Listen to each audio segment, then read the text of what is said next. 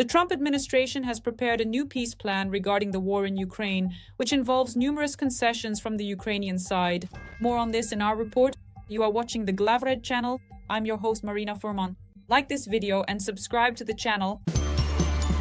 Many analysts believe that the plan is too accommodating to the Kremlin and may appear as capitulation. According to Axios, one of the points of the new peace plan is the de facto recognition by the US of Russian control over Crimea and the entire Donbas region. Ukraine is being asked to independently withdraw its troops from the Donetsk and Luhansk regions, handing them over to Russian control, with the subsequent creation of a demilitarized zone there. At the same time, the US proposes to freeze the front line in the Zaporizhia and Kherson regions. It is not specified which exact territories Ukraine could receive in the future. As the publication notes, the Trump administration proceeds from the logic that, given the current dynamics of the war, Ukraine risks losing these regions anyway, so reaching an agreement now may seem like the lesser evil. According to the American peace plan, Russia could pay Kyiv rent for control over Donbas, but the region would remain legally part of Ukraine, reports The Telegraph. The amount of the rent is not disclosed.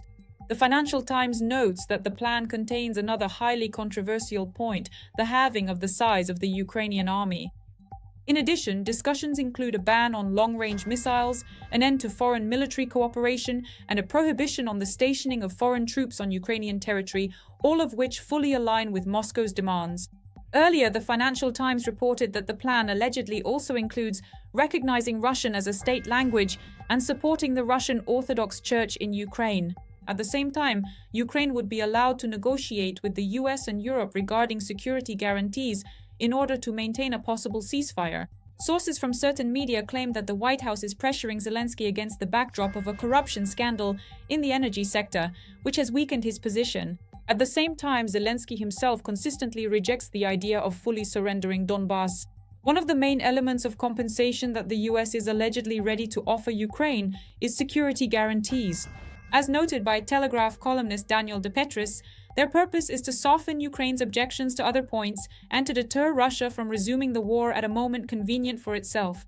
However, according to him, there are serious doubts as to whether these guarantees will withstand the test of reality. Firstly, they contradict Donald Trump's principle of America first, and in fact they essentially resemble a promise of future NATO membership. Next, a quote. How will bringing Ukraine under the American security umbrella differ from offering Kyiv NATO membership? A decision the US administration has avoided for 2 decades because it would inevitably enrage Russia and require unanimous agreement within the alliance, DePetris asks. According to DePetris, certain NATO countries may oppose this, fearing they could be drawn into a direct conflict.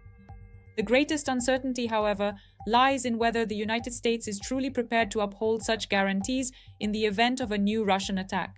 At the same time, analysts and the media note that the demands placed on Ukraine are excessive.